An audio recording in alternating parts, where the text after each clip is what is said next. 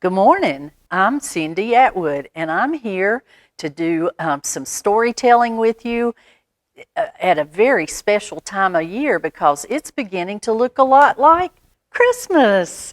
I'm so glad to have you with me today, and we're going to read some Christmas stories that I hope will get you in the spirit of this season. I have a special story, one of my favorites, because it's about cats. And I have a cat and some kittens at my house. I hope you do too, because cats are really special. But I've never seen a cat like this one. The name of this story is called The Legend of Mistletoe and the Christmas Kittens. I don't know if you can see the picture on the front, but Mistletoe is quite an interesting looking cat. He's not like any cat I've ever seen. This book was written by Joe Troiani and illustrated by Lydia Halverson. That cat's name is Mistletoe. Well, Mistletoe was born on Christmas Day, and when the other kittens saw him, they all ran away. Why would they do that, do you think? His paws were red, and his fur was green, and if that wasn't enough to cause a scene, his tail had stripes like a candy cane, and it curled up when anyone called out his name.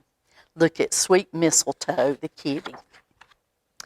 His first Christmas wasn't very merry. It wasn't jolly or bright. It was a sad and lonely, silent night. No gifts, no stockings, no tree to trim, no one there to care for him. Poor Mistletoe, he's looking in the house and seeing all the things that he's missing. Well, Mistletoe grew up under porches and behind fences and gates and hiding in treetops and in trash cans and crates, and he never let anyone see him again. Well, not until one Christmas Eve, when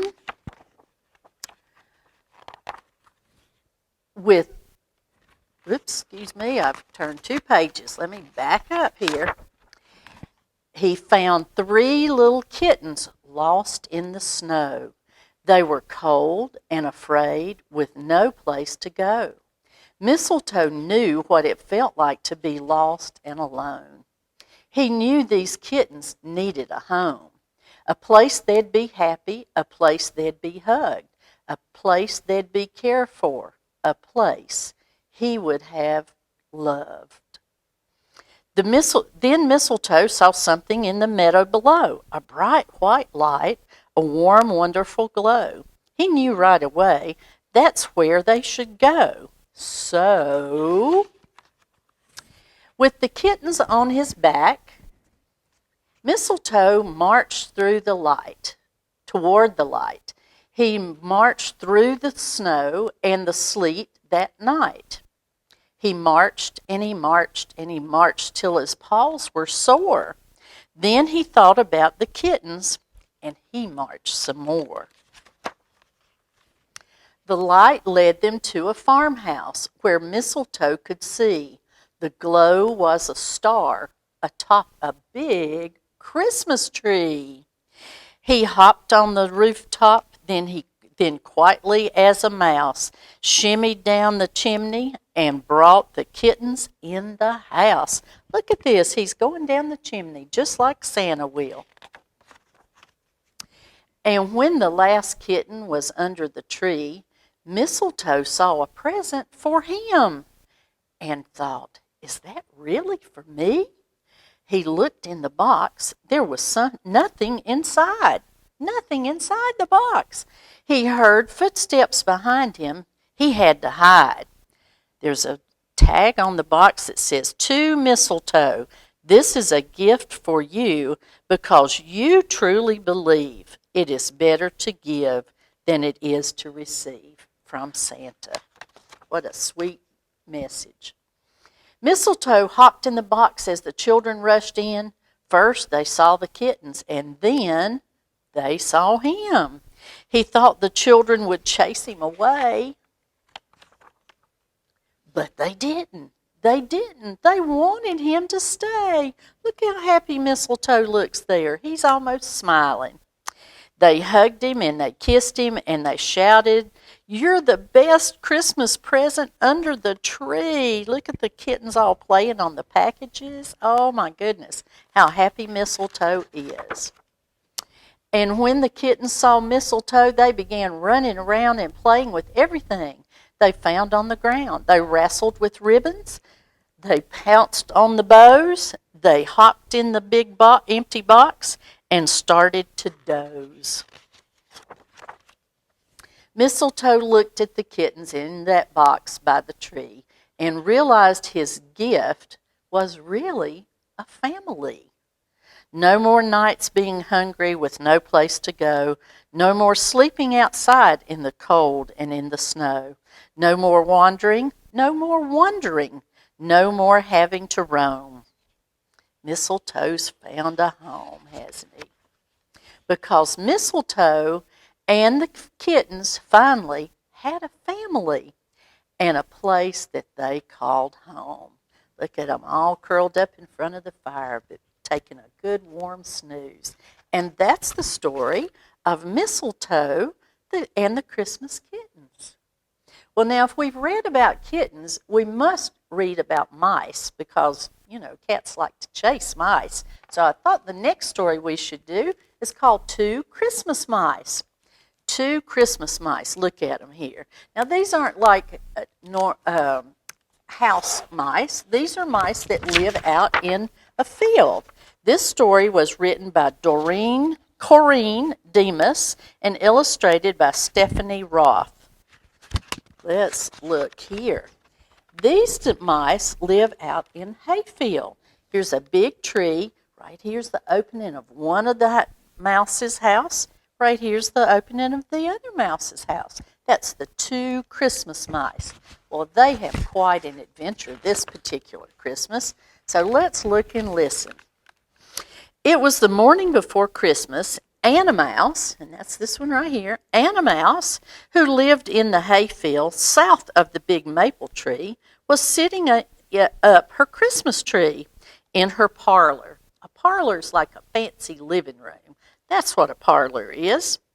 First, it wibble-wobbled to the right, and then it wibble-wobbled to the left, and finally, it stood up straight. So there's Anna Mouse in her Christmas tree. Now, Willow Mouse, and that's this one right here, Willow Mouse, who lived in the hayfield north of the big maple tree, was making paper chains. First, the glue wasn't sticky enough, and then it was too sticky, and finally it was just right. What do you think she's going to do with that paper chain? I bet she's going to decorate her Christmas tree. Well, by afternoon, it had started snowing, and it snowed, and it snowed, and it snowed some more. Anna Mouse got ready to go to town to buy decorations for her Christmas tree. You remember she had a Christmas tree, but no decorations. But when she got to the end of her long burrow, the snow was too deep. So she just closed the door up tight. Well, Willow Mouse, who remember had the paper chains but not a tree, Willow Mouse got ready to go to town to buy her Christmas tree. But when she got to the end of her long burrow, the snow was too deep, and she closed her door up tight. What was Anna Mouse going to do without decorations for her tree? Would Santa Claus even know that it was supposed to be a Christmas tree? Well, Anna Mouse found an old pie tin in the pantry, and she cut out a silver star, and she put it on top of the tree. That's so Santa would know that that was a Christmas tree. Well, what was Willow Mouse going to do without a Christmas tree? Willow Mouse took her cape and her bonnet off the coat rack in the hallway, and then she dragged the coat rack down the burrow to her parlor. Well, she stood the coat rack up in the corner. Would Santa Mouse even know that this was supposed to be a Christmas tree? She decorated it with the paper chains. Doesn't look much like a Christmas tree to me. Well, Anna Mouse ate a little supper and hoped it would stop snowing. She had planned to go caroling, that's singing Christmas songs. She had planned to go caroling with all the other mice from the South Hayfield. They always sang to the rabbits who lived in the blackberry patch, since, as you know, rabbits are fond of Christmas carols, but they can't sing at all. Did you know that? Rabbits can't sing? But when Anna Mouse looked out, the snow was even deeper. The wind blew the snow right into her tidy front hall. She had to push really hard to close the door tight, all alone on Christmas Eve, and no caroling. Well, this was Willow Mouse's first Christmas in her new home. She ate a little supper and hoped it would stop snowing. She had planned to go caroling with all the other mice from the North Hayfield. They sang to the squirrels at the edge of the woods, since, as you know, squirrels are fond of Christmas carols, but they can never remember the words. Did you know that? Squirrels can't remember the words to the Christmas songs. But when Willow Mouse looked out, the snow was even deeper. The wind blew snow all over her cape and her bonnet. She had to push really hard to close the door tight, all alone on Christmas Eve, and no Christmas carols. Well, Anna Mouse got her violin. I didn't know a mouse could play a violin. Anna Mouse got her violin from her music room. At least she'd play some Christmas music by her tree. She hung her portrait of Mozart, her favorite composer, on the parlor wall for company. So she was playing her violin for Mozart, her favorite composer. Willow Mouse curled up on her soft sofa. It was the first time she'd sat in her parlor since she moved in. She decided to read aloud from The Night Before Christmas. 'Twas the night before Christmas, when all through the house not a creature was stirring. But something was stirring. Willow Mouse looked up from her book. Something was happening on the other side of the parlor wall. But that couldn't be. Willow Mouse started reading again. Not a creature was stirring, not even a mouse. But now there was no mistaking it. First, there were some odd notes, and then there was music. It was coming from right behind the portrait of Mozart, her favorite composer. Willow Mouse stood close to the portrait of Mozart. Someone was playing Christmas carols on a violin. Willow Mouse lifted the picture of the portrait down and pressed her ear up against the wall. Only a mouse could play that well, she thought. She tapped on the wall, but no one answered. She tapped again louder. Then she knocked with both paws. Still no answer. She spread some newspapers on the floor and started to dig. Anna Mouse finished playing Silent Night, but it wasn't a silent night at all. There was an odd scratching sound coming from the wall of her parlor, right behind her portrait of Mozart. Anna Mouse put down her violin and pressed her ear up against the wall.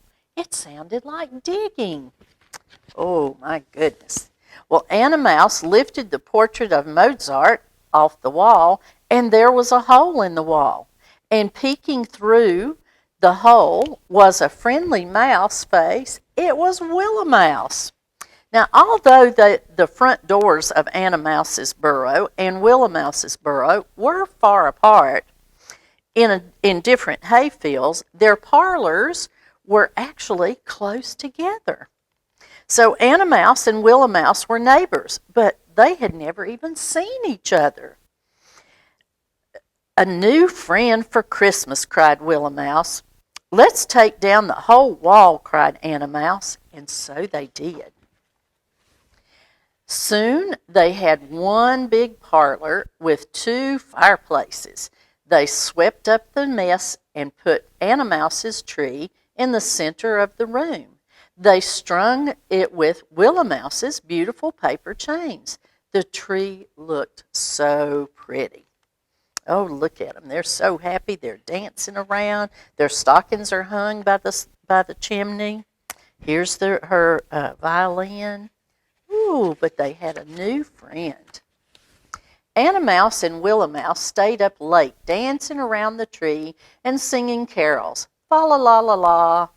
Then they fell asleep on Willow Mouse's soft sofa.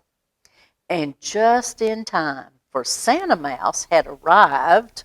See Santa Mouse? Santa Mouse had arrived. He slid down Anna Mouse's chimney and found that he was in Willow Mouse's parlor too. He piled their presents under the tree. Isn't that sweet? Anna Mouse and Willow Mouse are both still asleep. But since you are curious, here is what Santa Mouse brought them. Anna Mouse will get a silver violin charm on a pink silk ribbon.